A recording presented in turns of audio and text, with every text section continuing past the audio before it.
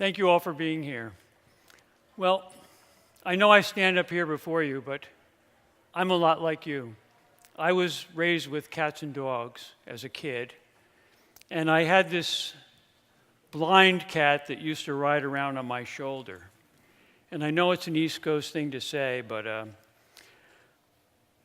I would take her out in the backyard and watch her roam around and navigate her environment blind while the other kids were playing stickball. And I watched her day after day. Sometimes she would just sleep.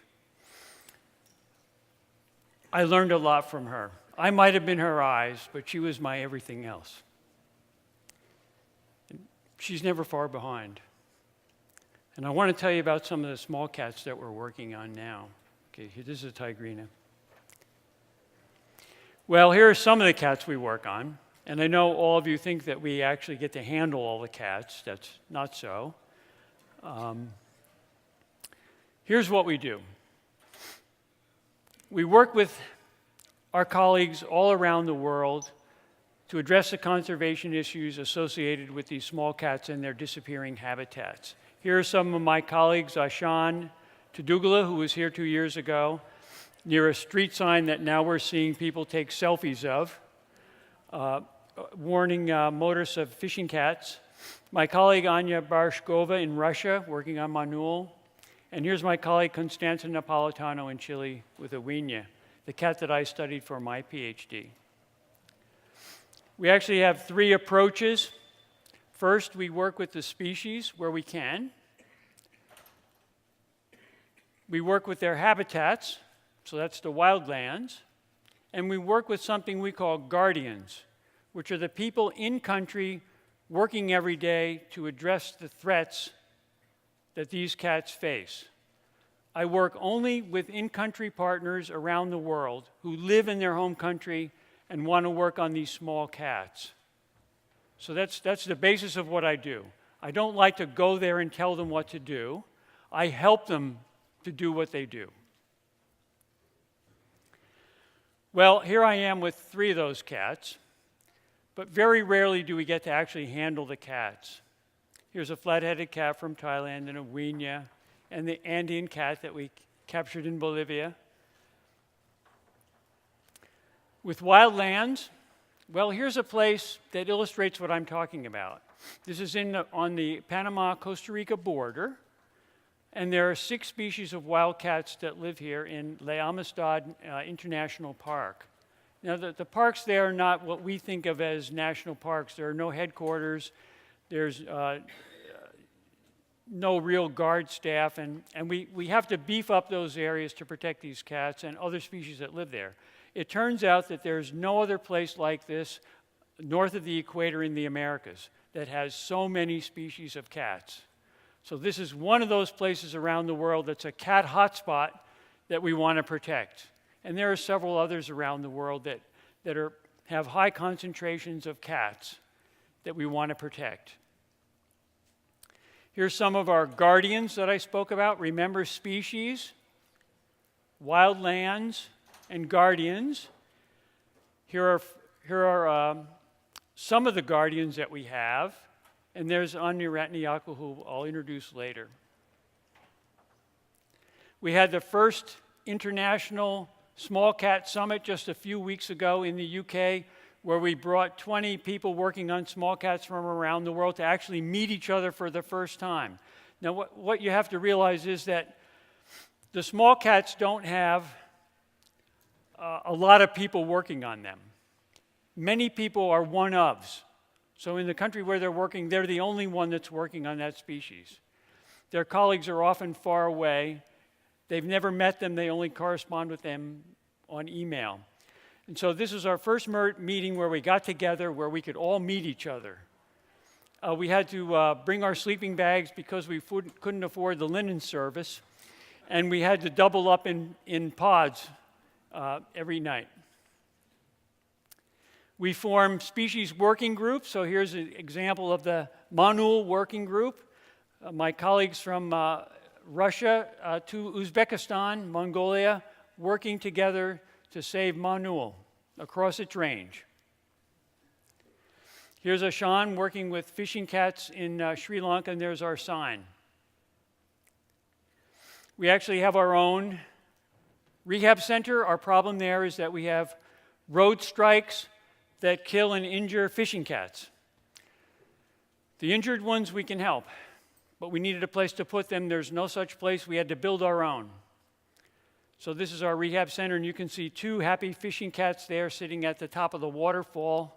Both were males. We were told by my colleague that we shouldn't put two males in the same cage, but we had done that before we, without knowing that they would get along fine. He suggested we should build two nest boxes, one for each male, and you can guess what happened. They both ended up in the same nest box.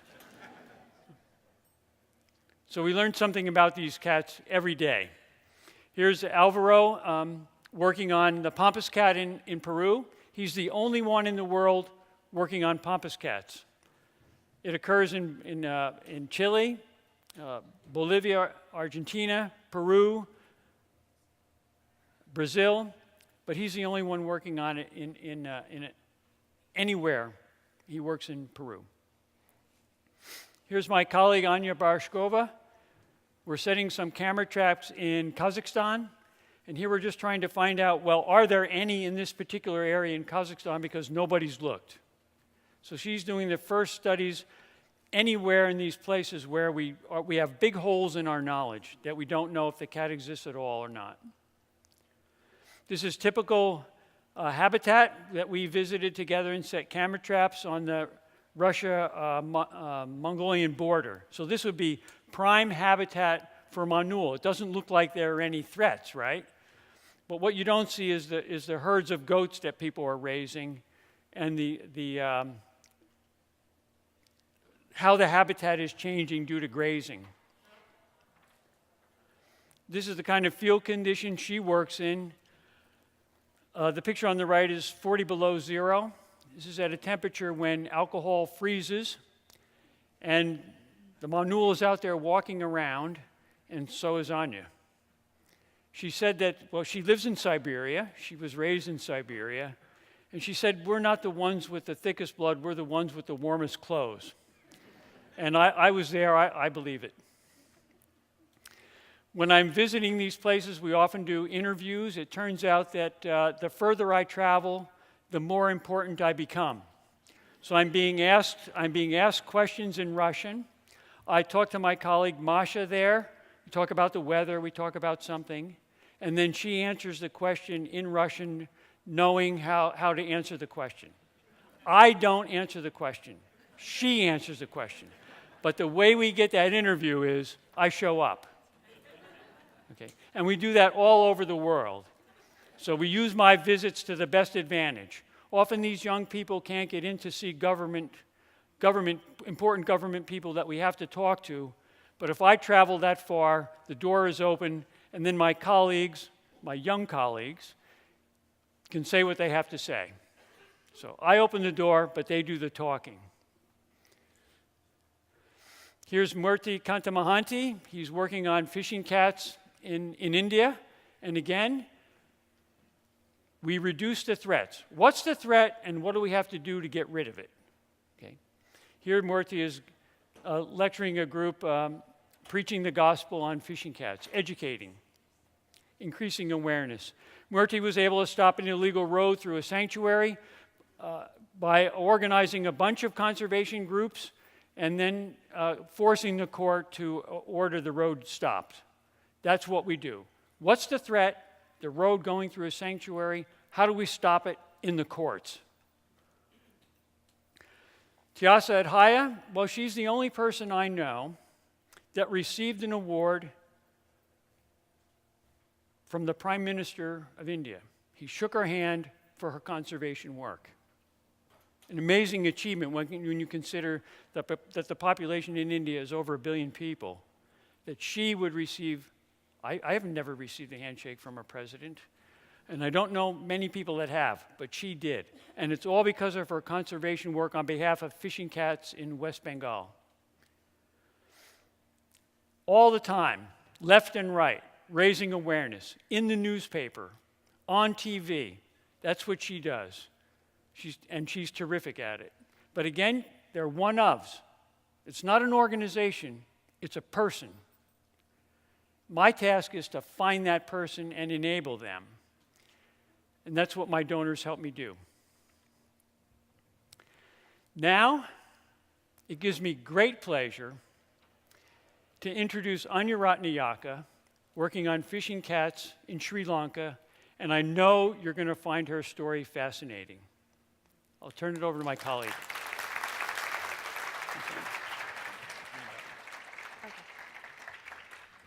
Good afternoon, everyone.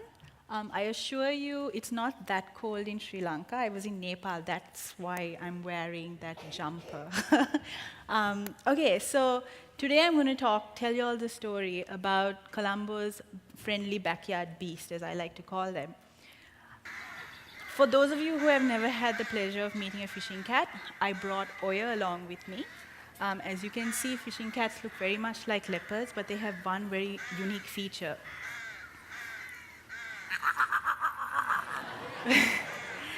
They quack like ducks. So, yeah, so my lovely muscular animal quacks like a duck. So the fishing cat is a vulnerable species globally, but locally they are still an endangered species. They are heavily associated with water-rich habitats, and as their name suggests, they are very, very good at catching fish. Now, I work in Colombo, Sri Lanka, and for those of you who don't know where that is, it is, where is my laser point? Right there.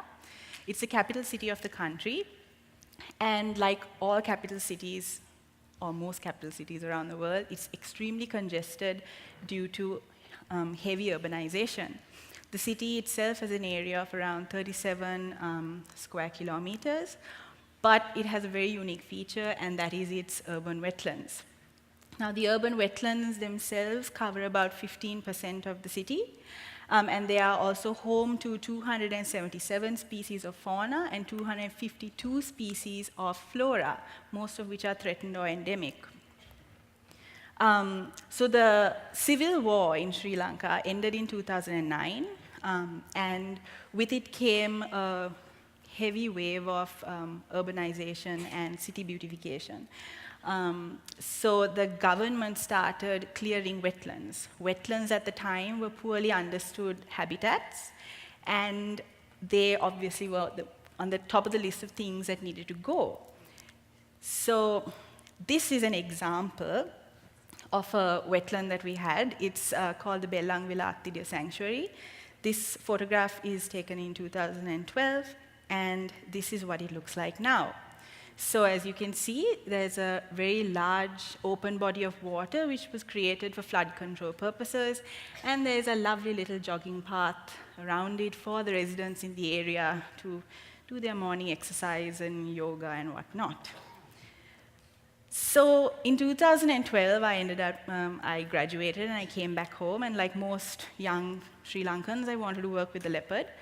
But I heard about these wetlands, and I knew that there were fishing cats in these wetlands.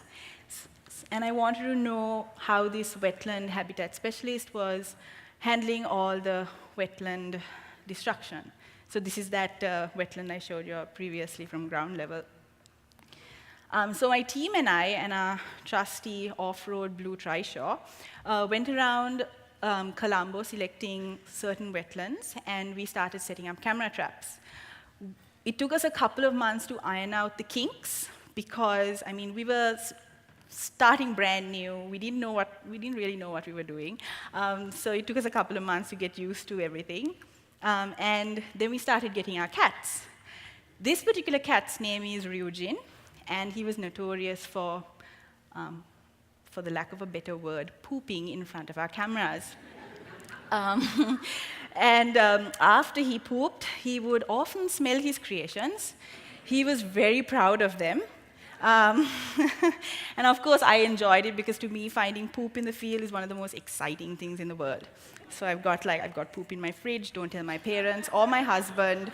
It's nicely hidden behind things in the fridge. Yeah, so this is Ghost. He took us 8 months to get this cat on camera.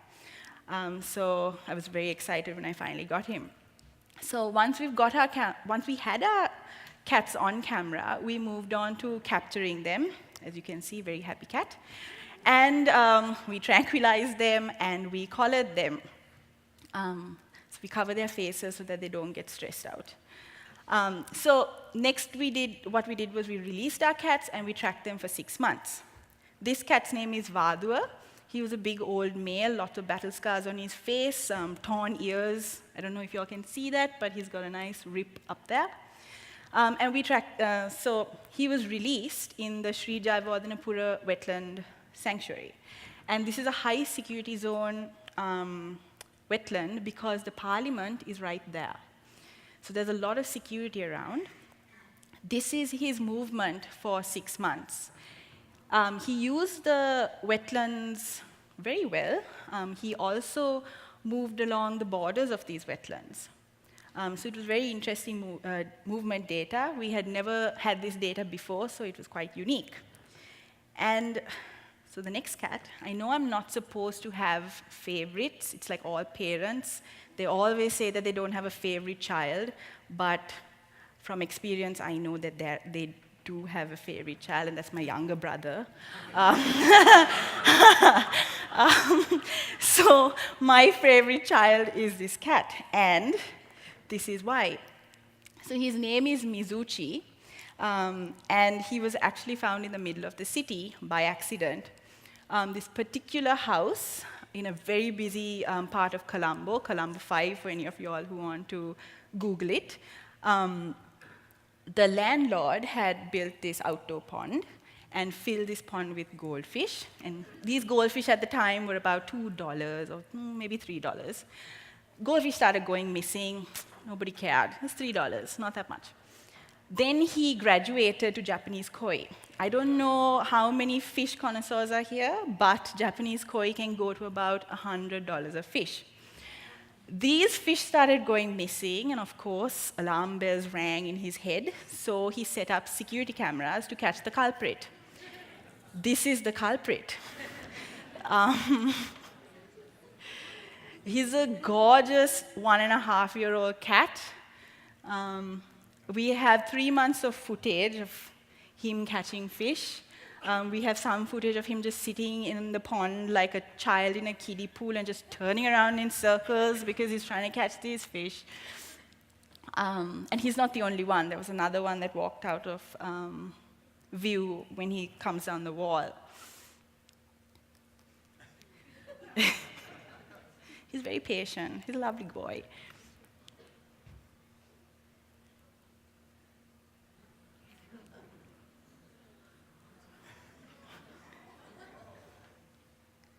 So that's $100 right there. This particular night, I believe he took 5 fish. That's $500.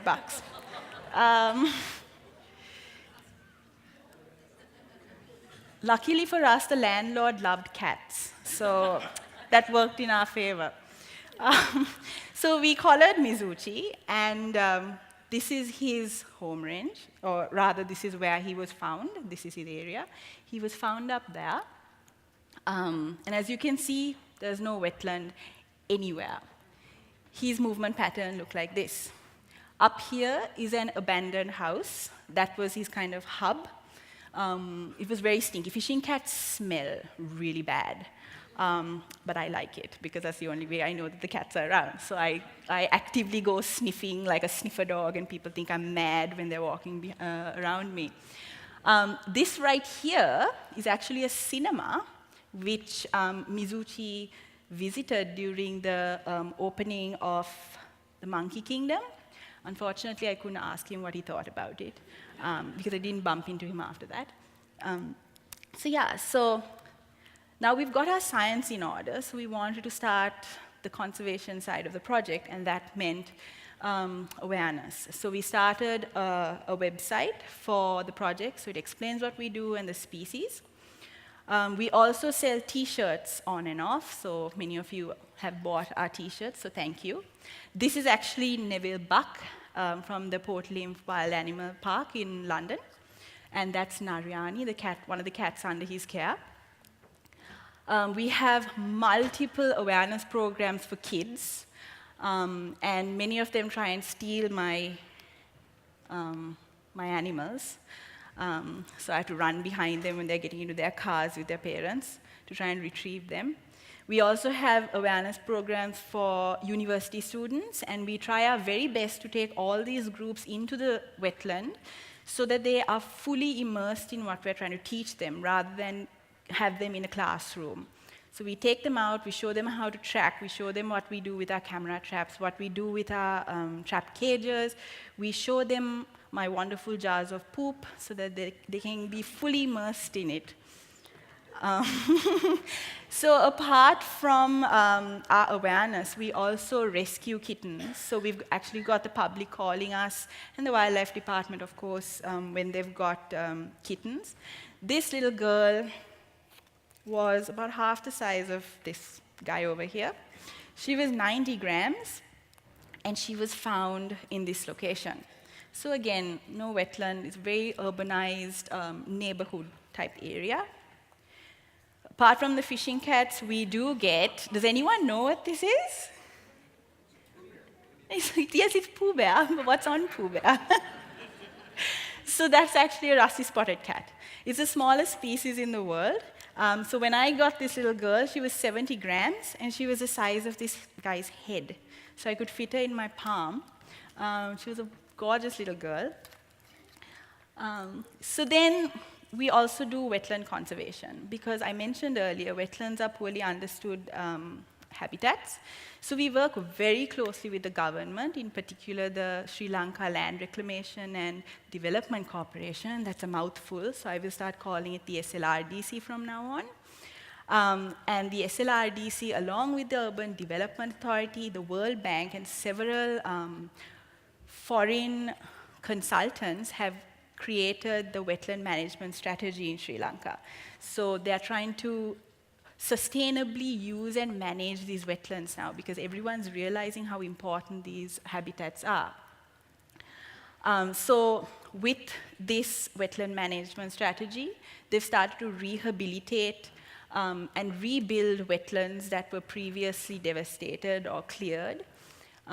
They have also created 2 wetland parks from scratch to let the public walk in. So it's kind of like the Everglades layout. So there are lots of overhead bridges for people to walk over. We've got these walkways. We've also got, we allow people to use the boats and go for boat rides and be fully immersed in these wetlands and start to appreciate them. We also have several notice boards around the wetlands displaying the wetland wildlife, in particular the fishing cat. All these boards are in all the 3 languages in Sri Lanka. That's Sinhala, Tamil, and English. And also, I'm very proud to say that Colombo has actually applied to the Ramsar Convention for wetland city accreditation. So if we get it, that means we will be one of the few countries in the world known as a Ramsar city. So that means we will be promoting wetland conservation, we will be promoting the beauty of these habitats, and also just the importance of them. And of course, I have to mention, this is my field assistant. He's an amazing man. He was a trishaw driver by trade, and he helped me set up camera traps one day because he saw me lugging 10 camera traps and I was weighed down, and he jumped out and helped me. And he's been stuck with me ever since. I'm a very clumsy person by nature, so he has helped me not die in the field several times and drown and fall off boats and cut myself. So I owe this man a lot. And I'm also proud to say that his 4-year-old daughter, who's petrified of wildlife, now accompanies her father to set camera traps. She's also teaching her preschool friends and teachers and family what fishing cats are and why they're important, because she's very proud of her father and the work he's doing. So thank you very much for listening to my talk, and I will hand it back over to Jim.